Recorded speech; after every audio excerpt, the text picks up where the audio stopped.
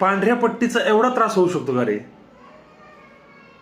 एवढा काय असा त्रास झाला की त्याचा तुम्ही एवढा मोठा मुद्दा बनवला? मला वाटतं मूळ मुद्दा पांढरी पट्टी नव्हताच कधी.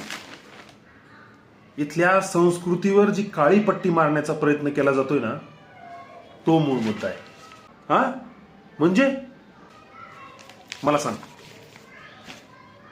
तुझ्या गावात जर कुणी आलं आणि तुला सांगायला लागलं की तू व्हेज खाऊच नको, फक्त नॉन व्हेजच खा, तुला चालेल का? चालेल का? मुंबईमध्ये अशा कित्येक सोसायटी आहेत की तिथं नॉनव्हेज अलाउड नाही. मुंबईमध्ये अशा कित्येक सोसायटी आहेत तिथं मराठी माणसाला रेंटवर घर देत नाहीत. मग आपण बाहेरून यायचं आणि तिथल्या स्थानिक लोकांना असं सांगायचं की तुम्हाला इथे रेंटवर सुद्धा आम्ही घर देणार नाहीत.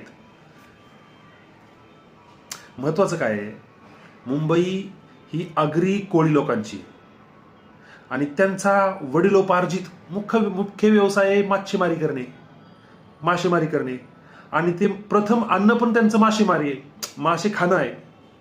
मग तुम्ही कुठून तरी येऊन तुम्ही सांगणार की माशांचा खूप वास येतोय, तुम्ही मासे खाता, तुम्हाला आमच्या सोसायटीत जागा नाही. तिथल्या भूमिपुत्रांना, तिथल्या लोकांना काय वाटणार? याच्यावर विचार होणार की नाही? सांग मला तो. मुंबई सगळ्यांचीच आहे. तुम्ही या की, कामं करा, पैसे कमवा, पण फक्त मुंबईच्या स्थानिक लोकांना, तिथल्या भूमिपुत्रांना फक्त मान तरी द्या, तेव्हा थोडाफार रिस्पेक्ट तरी द्या ना.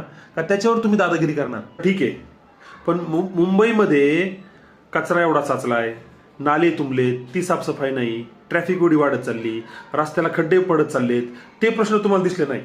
हा एक छोटासा प्रश्न तुम्ही उचलला आणि त्याचा मुद्दा बनवला. ते प्रश्न का नाही उचलले? अरे हो, भरपूर प्रश्न आहेत, तू उचल की. का त्यांनी एकट्याने सगळा जिम्मा घेतलाय का बाकीचे प्रश्न पण उचलायचा?